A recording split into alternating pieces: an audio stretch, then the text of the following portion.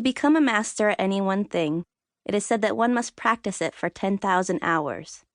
I have been living in my body for 306,600 hours, yet I still feel like a novice at operating this bag of meat. As soon as I feel like I've got everything figured out, something changes. Boobs spring out of my chest. I sprout a mustache. Floaters homestead in my eyeballs. And I'm left shocked, bewildered, and yet ultimately quite curious.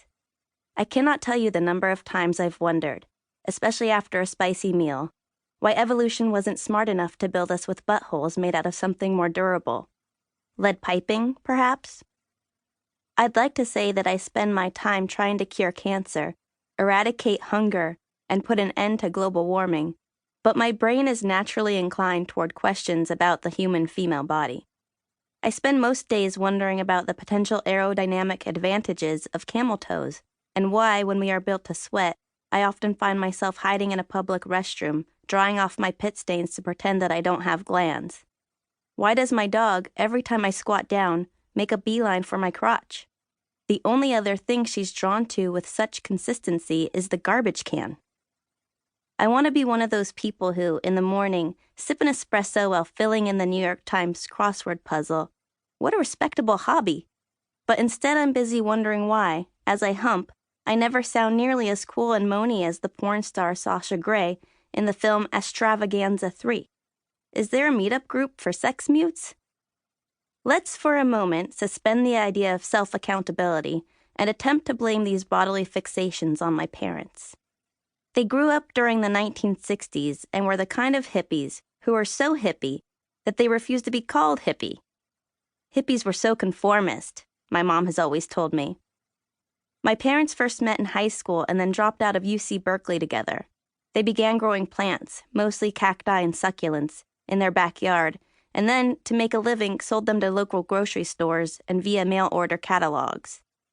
My mom never wore any image-altering materials, no makeup, deodorant, perfume, push-up bras, or high heels. She has refused anti-aging creams and would never even dream of fillers. When she read this, she said, "What are fillers? Sheesh."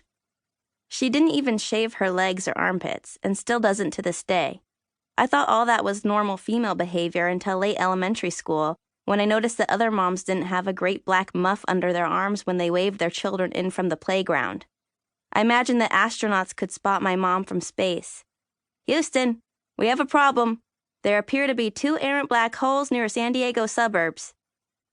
While I felt proud of her uniqueness, I also felt terrified of being ridiculed because of it. I explained to her that it was perfectly possible to wave at me less zealously while gluing her elbow to her side. So for a long time, I didn't know a lot of woman things. In my 20s, I thought that women tipped the wax lady to keep her quiet. My father, meanwhile, turned his nose up at anything he deemed unnatural. He hated perfume and artificial scents of any kind.